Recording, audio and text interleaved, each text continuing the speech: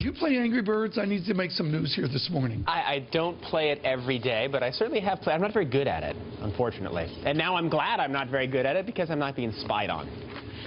Would you please explain this, oh tech wise one? If I play Angry Birds or the cherub in the house plays Angry Birds, they're being spied on? Well, possibly.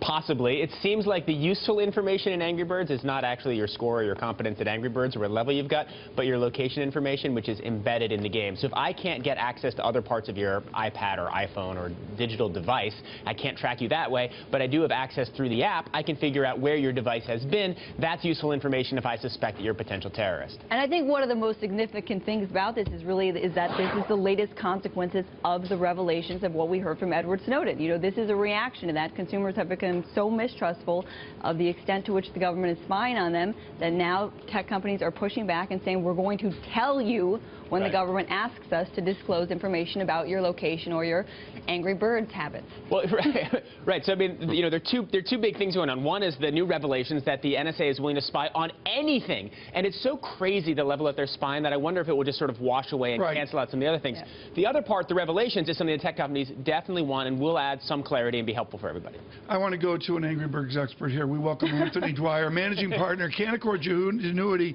Maybe we'll talk about the equity markets. Do the hellions in your house play Angry Birds? No, we play Happy Birds, Tom. Happy? Okay. Are you like upset by this as a citizen of the United States?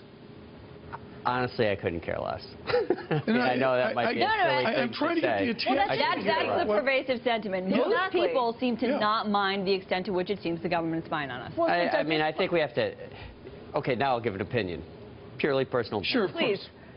If you have suspected terrorists, I'm okay with the government looking to see where they've been. Yeah. I've not been anywhere where I have to worry about the government looking where I'm going, and I happen to be downtown on 9/11, so I'm okay with the fact Nick, respond to a pervasive attitude in America through the prism of what you study at the New Yorker. Well, this is the NSA's argument, that we only look after suspected terrorists. We only look at people in a very small group. We certainly never would look at American citizens.